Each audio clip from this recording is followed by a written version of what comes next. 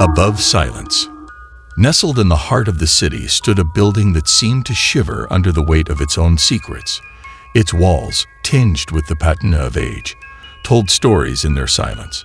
Apartment 303 was leased to Elaine, a solitary figure with a penchant for quiet evenings and classical music.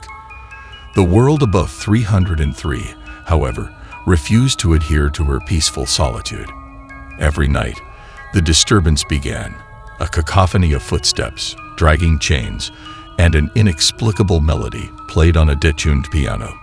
It crescendoed until the break of dawn when the sounds abruptly stopped, leaving Elaine to wonder if sleep had ever visited her at all.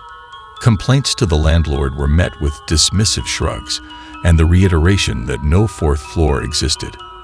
But the noises persisted, clawing at Elaine's sanity. One moonless night, when the symphony of the strange swelled into a deafening tumult, it was silenced by a series of 3 deliberate knocks at her door. Elaine, both compelled and repelled by a force she couldn't understand, answered. Before her stood a figure, a pale echo of humanity with eyes as empty as the void between stars. They introduced themselves in a whisper that seemed to bleed into the air, claiming to be her upstairs neighbor. "I apologize for the disturbance," they said, their voice a sibilant hiss. "I have been trying to reach you, to make you understand." Elaine listened, her heartbeat pounding against her ribs, as the figure explained the true nature of the apartment above. It existed in a sliver of space and time, one that folded into the very fabric of the building. A devilish dimension crafted by a tormented soul who had once resided there. "Why me?" Elaine's voice trembled like a plucked string. "Because you, Elaine, have the rare gift of hearing the suffering of those caught between worlds. I am trapped, and only someone with your gift can free me. All you need to do is take my place, just for a moment." Elaine, empathetic to her core, felt a surge of misguided duty. She agreed, following the figure into a hidden alcove that twisted upwards into darkness. The stairwell leading to the 4th floor was narrow and steep, the walls adorned with murals depicting scenes of unspeakable horror, a panoramic of souls in torment. With each step, Elaine's dread grew, clinging to her like the web of a relentless spider. The door to the apartment swung open on its own, revealing an interior awash with shadows that seemed to squirm in the corners of her vision. The room was an inverse of her own, dilapidated, with a veil of darkness that seemed to move, to breathe. "Just stand here," the figure instructed, pointing to a circle etched into the rotting floorboards, filled with symbols that ached to be forgotten. As Elaine stepped into the circle, the figure's lips curled into a semblance of a smile. "Thank you," they whispered before dissolving into the air like smoke. The door slammed shut, the room grew colder, and the shadows began to whisper. They spoke of lives lived in anguish, of the entity that had created this space, a sorcerer who promised immortality but delivered only perpetual suffering. Elaine's reflection flickered in the broken mirror across the room, showing her standing in the circle, but also sitting at her writing desk, weeping into her hands, and lying awake in bed, eyes wide with terror. She understood then, with a horror that sank its teeth into her bones, that she was trapped in a cycle of her own torment, bound to watch herself suffer endlessly. Weeks passed, or was it years? Time had no meaning in the 4th floor apartment. Until, one night, a new tenant in 303 heard the restless lament from above. Elaine, now the figure with void-like eyes, visited the new tenant, repeating the words she once heard, weaving the same deceptive plea. And when the tenant stepped into the circle, Elaine felt the chains of her prison fall away. She fled down the staircase, the sorrowful cries of the new tenant echoing behind her. As she burst into her apartment, the clock struck 3:33 a.m. She had returned to her reality, but the price was her soul, fractured and reflected in the torment of those she left behind. Now, every sound in the night was a phantom call of her own making, every shadow a glimpse of her eternal prison. She had become the architect of her own hell, forever to hear the whispers of the 4th floor, whispers of a world that preyed upon the compassionate, turning their virtues into the very chains that bound them.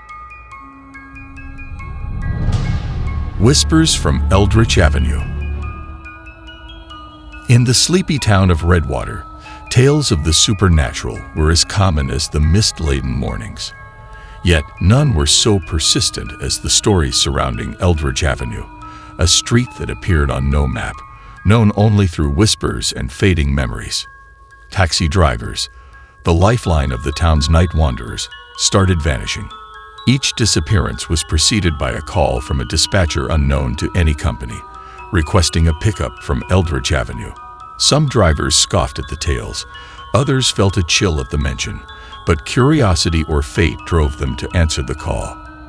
Jim Halpert, a skeptic and a stalwart of the night shift, was the latest to receive the call.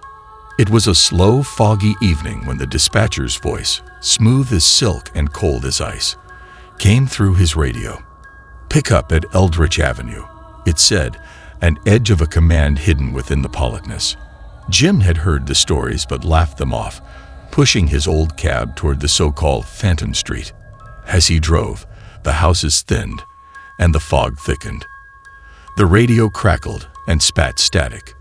"This is nonsense," Jim muttered, but his heart raced as the familiar streets warped into ones he no longer recognized. He arrived at a decrepit stretch of road, overgrown and silent. No sign marked it, but something whispered to him that this was Eldritch Avenue. Picking up his radio, he confirmed his arrival.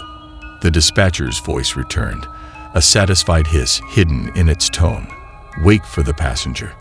Minutes ticked by like hours, and Jim's unease grew. He started to record a message on his phone, hoping to capture the absurdity of the situation, to laugh about it later. Instead, his voice, now nervous and edged with fear, was all that the recording found. "I don't know if this is some sort of prank, but there's nothing out here but the dark end." His words were cut off by a guttural growl that seemed to come from the very shadows outside his cab. The phone clattered to the floor as Jim stared into the rearview mirror. Two glowing eyes stared back, reflecting no light but seeming to consume it. Jim's breath hitched, his skeptical demeanor shattered by the creeping dread of an ancient and hungry presence. Collection complete, the dispatcher's voice sneered from the radio, now a chorus of whispers and hisses that filled the cab. The phone's recording captured the last moments of terror-filled realization as Jim Halpert's screams were drowned out by the sound of something inhuman, something ravenous that seemed to tear at the very fabric of the night. The next morning, Jim's cab was found abandoned, the doors ajar, and his phone lying beside it, the recording a testament to his last harrowing fare. No trace of Jim was ever found, and the mystery of Eldritch Avenue deepened, a chilling reminder of the town's dark lore, where the night still whispers of lost souls and the unquenchable appetite of the entity that claimed them.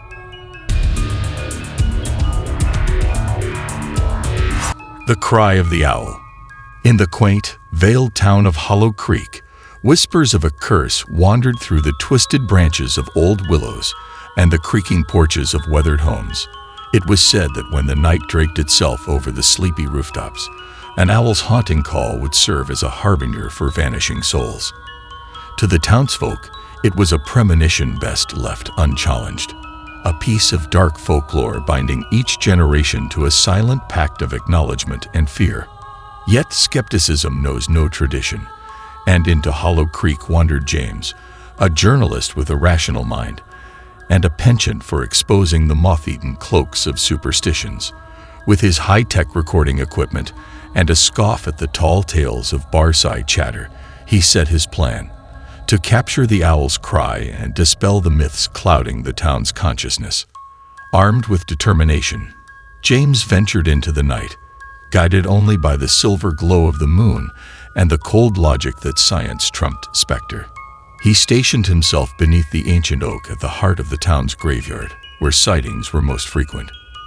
His fingers danced over the controls, the red light of the recorder piercing the night's veil, a beacon of modernity against the shadows of old.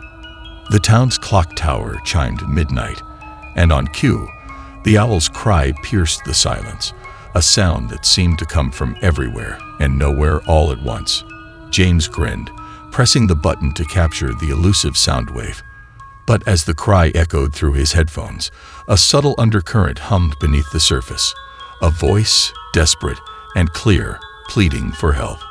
Chilled, James played the recording over and over, the voice becoming clearer with each iteration.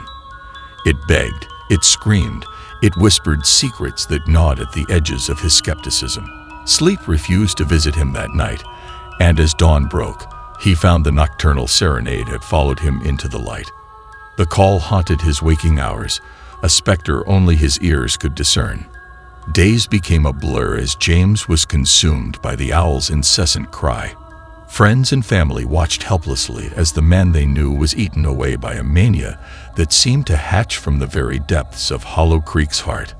And then, on a night where the moon hung heavy and pregnant in the sky, James walked into the woods, recorder in hand, following the siren call of the owl. There, in a clearing misted by the breath of the forest, stood an owl of unimaginable size, its eyes twin moons reflecting a galaxy of trapped spirits swirling within their depths. The spectral owl regarded James with a gaze that promised an end to his torment and a union with the voices that now lived in his mind. With a final, piercing cry that cut through the veil between worlds, James's fate was sealed. His last breath was a part of the chorus, a mere whisper in the background of the owl's haunting melody. And when the townsfolk found his recorder, they dared not play it, for they knew some truths were best left captured, never to be released into the clarity of day. The town of Hollow Creek continued to live under the owl's shadow, a reminder that some legends are rooted in truths far darker than the night could ever conjure.